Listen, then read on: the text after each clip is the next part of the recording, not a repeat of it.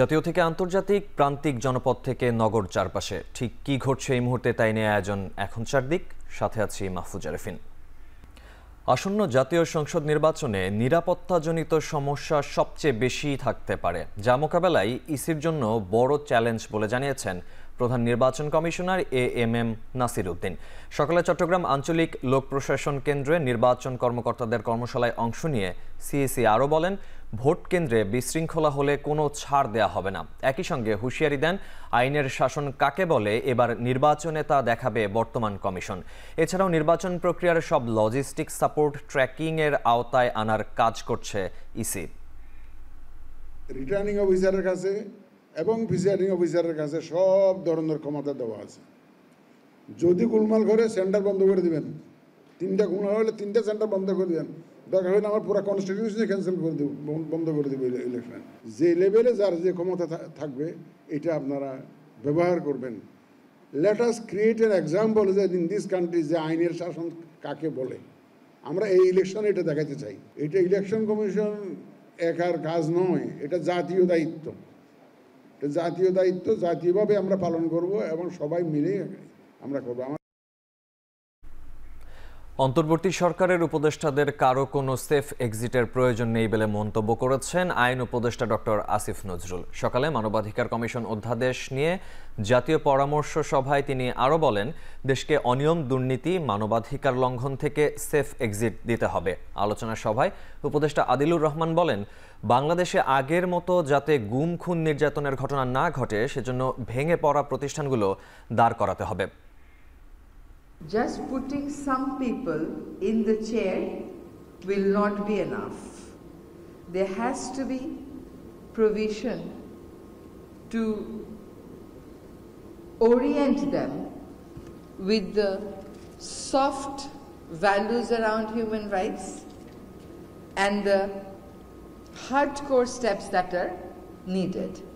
গুম, বিচার বহির্ভূত হত্যাকাণ্ড, এই নির্যাতন, কাস্টোডিয়াল টর্চার এবং বিভিন্ন ধরনের যে মানবাধিকার লঙ্ঘনগুলো হয়ে থাকে প্রতিনিয়ত, সেই ব্যাপারগুলো দেখতে পারবে এবং আদালত সেই জন্য তৈরি হয়ে থাকবে, যেটা আমাদের ছিল না। আমরা তো সবাই আদালতের ভিকটিম।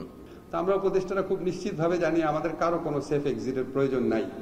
তবে বাংলাদেশের জাতি হিসাবে আমাদের সেফ এক্সিটের প্রয়োজন আছে। আমরা এই যে গত 55 বছর দুঃশাসন দেখলাম, গুম দেখলাম, বিচার বহির্ভূত হত্যাকাণ্ড, ব্যাংক লুট করে ফেলে, জনগণের সাধারণ মানুষের আমানতের রাখা টাকা, এসালমের গ্রুপের কাজের লোক, ড্রাইভার, এদেরকে শেয়ার হোল্ডার বানায় লুট করে নিয়ে যাচ্ছে। এরকম একটা ভয়াবহ, অসুস্থ, আত্মধ্বংসী রাষ্ট্র কাঠামো থেকে আমাদের সেফ এক্সিট প্রয়োজন। এই দায়ী ব্যক্তি সরকারি কর্মচারী না হলে তাহার বিরুদ্ধে যুক্তিসঙ্গত যে কোনো ব্যবস্থা গ্রহণ করা যাইবে। আইনে যুক্তিসঙ্গত ব্যবহার করা যাইবে, এই ধারণাটা একটা ভেগ ধারণা। কারণ আইনে সুনির্দিষ্টভাবে যদি আপনি কোনো ব্যবস্থা নেওয়ার জন্য প্রেসক্রাইব না করেন, যুক্তিসঙ্গত কোনটা সেটা নিয়ে প্রশ্ন আসবে। This is a vagueness. কিছু উপদেষ্টা একটি দলকে ক্ষমতায় আনার জন্য আতাত করছে বলে অভিযোগ করেছেন জামায়াতে ইসলামীর সেক্রেটারি জেনারেল মিয়া গোলাম পরোয়ার। সকাল 11টার দিকে খুলনার পাইকগাছায় ছাত্র যুব সমাবেশে তিনি এ মন্তব্য করেন। এছাড়া নির্বাচন যতই ঘনিয়ে আসছে, প্রশাসন ও কোনো উপদেষ্টার মধ্যে অস্থিরতা তৈরি হচ্ছে বলেও মন্তব্য করেন গোলাম পরোয়ার। ক্ষমতায় গেলে নতুন শিক্ষা ব্যবস্থার চালু, দুর্নীতি ও বৈষম্যমুক্ত সমাজ গঠন সহ জামায়াতের পরিকল্পনার কথা তুলে ধরেন। আরও বলেন, ফ্যাসিবাদের বিরুদ্ধে বিপ্লব হয়েছে, এবার সুশাসনের জন্য আরেকটি বিপ্লবের কথা তুলে ধরেন। আগামী নির্বাচন ঘিরে ইসলামী দলগুলোর মধ্যে ঐক্য হয়েছে জানিয়ে বলেন, ইসলামী দলগুলো ঐক্যবদ্ধ থাকলে বাকিরা বাতিলের খাতায় চলে যাবে। সমাবেশে জামায়াতের ইসলামী ও ছাত্র শিবিরের কেন্দ্রীয় নেতৃবৃন্দ ছাড়াও স্থানীয় নেতাকর্মীরা সমাবেশে যোগ দেন।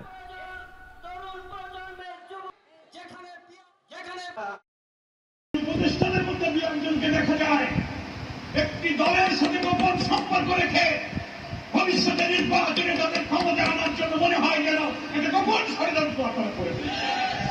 ফাঁসিবাদের বিরুদ্ধে যুদ্ধ করেছি, আরেকটি যুদ্ধ হবে আমাদের দুর্নীতির বিরুদ্ধে। আমরা এমন এক ইনসাফ মানবিক সমাজ কায়েম করতে যাই যেখানে ছাত্র, শিক্ষক, কৃষক, বেকার, শ্রমিক, লুটের, মজুর, কুলি, আমি সকলের বন্ধু হয়ে আমরা একটি সুশাসন পাই। গুম কমিশনের ভয়াবহ প্রতিবেদনের পরও বিএনপি, জামায়াত সহ দেশের রাজনৈতিক দলগুলোর প্রতিবাদ দেখা যাচ্ছে না বলে অভিযোগ করেছেন ইনকিলাব মঞ্চের মুখপাত্র শরীফ ওসমান হাদী। পাশাপাশি গণ অভ্যুত্থান পরবর্তী সময়ে আয়নাঘরের আলামত নষ্ট করা হয়েছে বলেও মন্তব্য করেন তিনি। গুম কমিশন বলল যে প্রত্যেকটা আয়নাঘরের আলামত নষ্ট করা হয়েছে। হুম্মাম কাদের চৌধুরী থেকে শুরু করে ব্যারিস্টার আরমান থেকে শুরু করে তারা সবাই বলেছে আমার এখানে টাইলস ছিল, গিয়ে থেকে টাইলস নাই, ঠিকই পরে দেখা গেল সেই টাইলস যে তুলে ফেলেছে তার দাগ আছে। এইরকম প্রত্যেকটা আয়না ঘরকে ভেঙে সুন্দর সুসজ্জিত ড্রয়িং রুম বানাইছে কারা? এটি কি গণ অভ্যুত্থানকারীরা বানাইছে? এটা আমাদেরকে বলেন। আমি কোন মূলধারা মিডিয়াকে দেখি নাই এই যে গুমের ভিকটিম এদের 5-7জনকে নিয়ে একটা সিরিজ প্রোগ্রাম তো দূরের কথা, 3-4টা টকশো পর্যন্ত আপনারা করেন নাই। আপনারা কি টকশো করতেছেন? প্রতিদিন প্রচুর মব হচ্ছে। আরে মব তো করছে আর্মির এই গ্রুপ যারা আয়নাঘর ভাঙে ফেলছে। রাজনৈতিক আশীর্বাদ পুষ্টদের নেয়া অবৈধ গ্যাস সংযোগের কারণে জ্বালানি খাতে সংকট তৈরি হয়েছে বলে মন্তব্য করেছেন বিদ্যুৎ, জ্বালানি ও খনিজ সম্পদ উপদেষ্টা মোহাম্মদ ফাউজুল কবির খান। সকালে হোটেল সোনারগাঁওয়ে বাংলাদেশে এলপিজি অর্থনীতি, পরিবেশ ও নিরাপত্তা শীর্ষক সেমিনারে উপদেষ্টা আরও বলেন, বিদেশে টাকা পাচারের সংস্কৃতি থেকে বেরিয়ে এসে এলপিজির দাম নিয়ন্ত্রণে ব্যবসায়ীদের দায়িত্বশীল হতে হবে। রাজনীতিবিদ ও সংশ্লিষ্ট ব্যবসায়ীদের অদূরদর্শিতায় দেশে জ্বালানি খাতে সংকট তৈরি হয়েছে। বিপুল সংখ্যক অবৈধ গ্যাস সংযোগও এই অপ্রতুলতার অন্যতম কারণ বলে জানান তিনি। বাপেক্সের অনুসন্ধানে তেমন অগ্রগতি না থাকলেও এলপিজি আমদানি তুলনামূলক সহজ, যা ঘাটতি মোকাবেলায় গুরুত্বপূর্ণ ভূমিকা রাখতে পারে বলে মন্তব্য করেন ফজল কবির খান। একই সাথে তিনি বলেন, 12 কেজি এলপিজি সিলিন্ডারের দাম 1000 টাকার নিচে থাকা উচিত। ভোক্তা পর্যায়ে নির্ধারিত মূল্য ঠিক রাখতে ব্যবসায়ীদের এগিয়ে আসার আহ্বান জানান উপদেষ্টা। এলপিজির এখন দাম মনে হয় 1200 কত টাকা করে পার সিলিন্ডার। এটা 1000 টাকার কমে আসা নিচে আসা উচিত। এইসব সরবরাহকারী করেন, আমরা যেটা বললাম যে মোবাইল কোর্ট আমরা করব এবং আমরা যারা এইসব, আপনাদের এটা দায়িত্ব নিতে হবে। আপনাদের প্রফিট এবং বিদেশে সম্পদের পাহাড় গড়ে তোলার যে এবং এই যে টাকা পাচারের যে সংস্কৃতি, সেটা থেকে বেরিয়ে আসতে হবে। জ্বালানি উন্নয়ন ব্যতীত দেশের উন্নয়ন সম্ভব নয় বলে মন্তব্য করেছেন বিএনপির স্থায়ী কমিটির সদস্য ডক্টর মঈন খান। সকালে হোটেল সোনারগাঁওতে বাংলাদেশ এলপিজি অর্থনীতি, পরিবেশ ও নিরাপত্তা শীর্ষক সেমিনারে এই মন্তব্য করেন তিনি। এ সময় দায় দেয়ার রাজনীতি থেকে বের হয়ে আসতে হবে বলেও মন্তব্য করেন তিনি। বাংলাদেশের মানুষের যে চাহিদা, জ্বালানি যে সংকট, 18 কোটি মানুষের জন্য যে পরিমাণ জ্বালানির প্রয়োজন, সেই জ্বালানি আমরা সরবরাহ করতে পারছি না। আমরা কিভাবে আমাদের জ্বালানি সরবরাহে আমরা অগ্রগতি করব, পরিমাণ বৃদ্ধি করব, মানুষের দোরগোড়ায় পৌঁছে দিতে পারব, সেটাই আমাদের মুখ্য উদ্দেশ্য। দাবি মেনে না নিলে, কঠোর কর্মসূচি ও সহকর্মীদের মুক্তি না দিলে দুপুর 2টায় গ্যাস, পানি ও বিদ্যুৎ বন্ধের আলটিমেটাম দিয়েছেন আউটসোর্সিং কর্মচারী ঐক্য পরিষদ আন্দোলনের আহ্বায়ক শাহাদত হোসেন। বেলা 11:30টায় পেট্রোবাংলায় চাকরি স্থায়ীকরণের দাবিতে করা বিক্ষোভ সমাবেশে এসব বলেন তিনি। এ সময় বাংলাদেশ আউটসোর্সিং কর্মচারী ঐক্য পরিষদের সভাপতি রফিকুল ইসলাম ও সাধারণ সম্পাদককে বিনা কারণে গ্রেপ্তারের অভিযোগও করেন তিনি। আন্দোলনকারীরা বলেন, গ্যাস, পানি, বিদ্যুৎ এবং স্বাস্থ্য খাতে কয়েক লক্ষ আউটসোর্সিং কর্মচারী কাজ করেন। সহকর্মীদের দুপুরের মধ্যে মুক্তি না দিলে 4টি খাত বন্ধ করে দেয়া হবে। দাবি না মানলে কঠোর আন্দোলনের পথে যাবে তারা। এ সময় ঠিকাদার প্রথা বাতিল করে স্থায়ী নিয়োগের দাবি জানান আন্দোলনকারীরা। দুপুর 2টার মধ্যে যদি আমাদের এই 2 জন নেতৃবৃন্দকে ওনারা আমাদের মাঝে ফিরিয়ে না দেয়, তাহলে বাংলাদেশের পানি, বিদ্যুৎ এবং গ্যাস আমরা কিন্তু বন্ধ করে দিতে বাধ্য হব। আমাদের যৌক্তিক দাবি আদায় না করবে ততক্ষণ পর্যন্ত আমরা রাজপথে থাকব এবং এর জন্য দায়ী আমরা রাষ্ট্রকে করতেছি, এর জন্য দায়ী পুলিশ প্রশাসনকেই আমরা করতেছি। আমাদের এই দাবি অনতিবিলম্বে আজকের মধ্যে মেনে না নিলে অতি তাড়াতাড়ি বাংলাদেশের শ্রমিক বিপ্লব ঘটবে। ধরে নিয়ে গেলে আমাদের দাবিকে, আমাদের আন্দোলনকে থামিয়ে রাখতে পারবে, তাহলে সেটা কোনোভাবে সম্ভব হবে না। আমাদের যদি 1000 লোককেও গ্রেপ্তার করে, তারপরে আমাদের দাবি, আমাদের যে আন্দোলন, সেটা আমরা চালিয়ে যাব। গাজামুখী নৌবহরে অংশ নিয়ে ইসরায়েলি বাহিনীর হাতে আটক বাংলাদেশের আলোকচিত্রী, লেখক ও মানবাধিকার কর্মী শহীদুল আলম দেশে ফিরেছেন। শুক্রবার বিকেলে তুরস্কের ইস্তাম্বুলে পৌঁছান শহীদুল আলম। শনিবার ভোরে দেশে পৌঁছান তিনি। এ সময় তাকে বরণ করেন বন্ধু, সহকর্মী ও শুভাকাঙ্ক্ষীরা।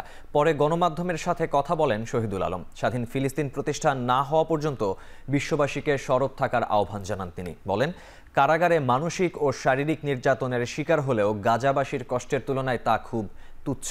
এই সফরে 93 জন অধিকার কর্মীর সঙ্গে ফ্রিডম ফ্লোটিরার কনসায়েন্স নামের জাহাজে ছিলেন শহীদুল আলম।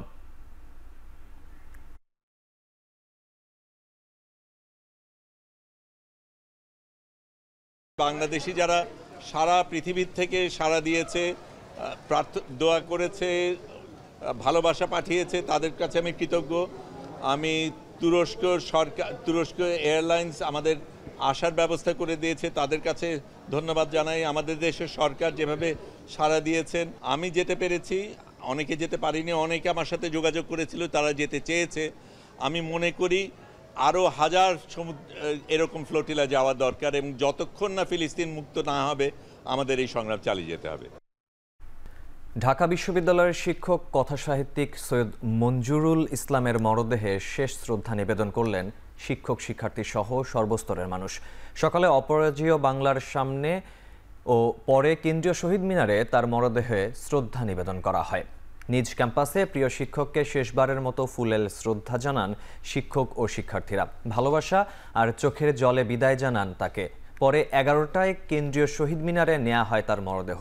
জাতীয় কবিতা পরিষদের আয়োজনে প্রথিতযশা এই কথা সাহিত্যিককে শেষবারের মতো দেখতে বৃষ্টি উপেক্ষা করে ছুটে আসেন সহকর্মী ও শুভাকাঙ্ক্ষীরা। এই সময় সৈয়দ মঞ্জুরুল ইসলামকে দেখতে আসেন আইন উপদেষ্টা ও পরিবেশ উপদেষ্টা। তার বিদায় দেশের জন্য অপূরণীয় ক্ষতি বলে মন্তব্য করেন শিক্ষক, শিক্ষার্থী সহ বিভিন্ন সাংগঠনিক ও রাজনৈতিক ব্যক্তিত্বরা। আগামী সোমবার হামাস ইসরায়েলি জিম্মিদের মুক্তি দেবে বলে মন্তব্য করেছেন মার্কিন প্রেসিডেন্ট ডোনাল্ড ট্রাম্প। শুক্রবার ওভাল অফিসে সাংবাদিকদের এই তথ্য জানিয়েছেন তিনি। এদিকে অস্ত্রবিরতি কার্যকর হওয়ার পর ধীরে ধীরে গাজার উত্তরাঞ্চলে ফিরতে শুরু করেছেন ঘরছাড়া ফিলিস্তিনিরা।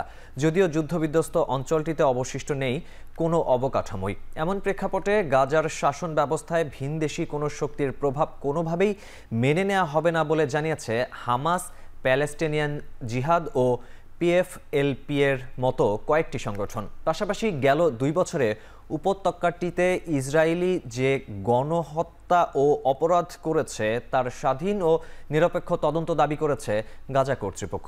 অন্যদিকে গাজার ত্রাণ সরবরাহ সচল করতে সীমান্ত খুলে দেওয়ার আহ্বান জানিয়েছেন ফিলিস্তিনে জাতিসংঘের সহায়তা সংস্থা। তারা বলছে, গাজায় প্রবেশের জন্য ত্রাণ বোঝাই 6000 ট্রাক প্রস্তুত আছে। মেক্সিকোতে ভারী বৃষ্টিপাতের ফলে আকস্মিক বন্যায় অন্তত 27 জনের মৃত্যু হয়েছে। আরও কয়েকজন নিখোঁজ রয়েছেন। টানা বৃষ্টির ফলে একাধিক ভূমিধসের ঘটনাও ঘটেছে। কিছু এলাকায় বিদ্যুৎ সরবরাহ বন্ধ হয়ে গেছে। দেশটির হিদালগো রাজ্যের সিভিল প্রোটেকশন কর্তৃপক্ষ জানিয়েছে, রাজ্যটিতে 16 জনের মৃত্যু হয়েছে। অন্তত 1000 বাড়ি ও শত শত স্কুল ক্ষতিগ্রস্ত হয়েছে। পুয়েবলা রাজ্যে 9 জন মারা গেছেন এবং আরও 5 জন নিখোঁজ রয়েছেন। প্রেসিডেন্ট ক্লডিয়া শেইনবাউম সামাজিক মাধ্যমে এক্সে দেয়া এক পোস্টে জানিয়েছেন, জনগণকে সহায়তা করতে এবং বিদ্যুৎ সেবা পুনরুদ্ধারের কাজ চলছে।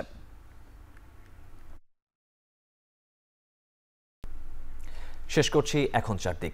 এখন টেলিভিশন ওয়েবসাইটে দেখতে ভিজিট করুন www.এখন.tv। ফেসবুকে দেখতে ভিজিট করুন facebook.com/tv.এখন এবং ইউটিউবে দেখতে ভিজিট করুন youtube.com/c/echontv।